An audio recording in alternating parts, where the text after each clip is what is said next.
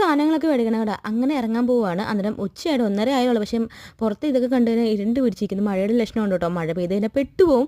നാത്തൂനുമായിട്ടോ പോകുന്നത്. ചേച്ചി വന്നിട്ടുണ്ടെങ്കിൽ ചേച്ചി ഞാനും കൂടി ആദ്യമേ പോയത് കൊല്ലം പരാഗിലോട്ടാണ്. ചേച്ചി കുറച്ച് മെറ്റീരിയലും കാര്യങ്ങളും എടുക്കണമെന്ന് പറഞ്ഞു കേട്ടോ. അങ്ങനെ പോയതാണ്.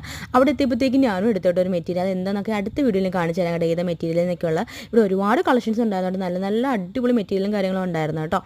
അന്നേരം പിന്നെ നമ്മൾ അടുത്തുള്ള ഒരു കടയിൽ ഷാർജയും കരിക്കും ഷേക്കും അതേപോലെ ഷവർമയും കഴിച്ചിട്ടു. അത് കഴിഞ്ഞ് നമ്മൾ കൊല്ലം അനുപമയിലോട്ടാട്ടോ പോയത്. അവിടെ പോയത് വേറെ ഒന്നും അല്ല കേട്ടോ. എനിക്ക് കുറച്ച് പെൻസിലും അങ്ങനത്തെ കുറച്ച് സാധനങ്ങൾ മേടിക്കണം, ടേപ്പും കാര്യങ്ങളൊക്കെ.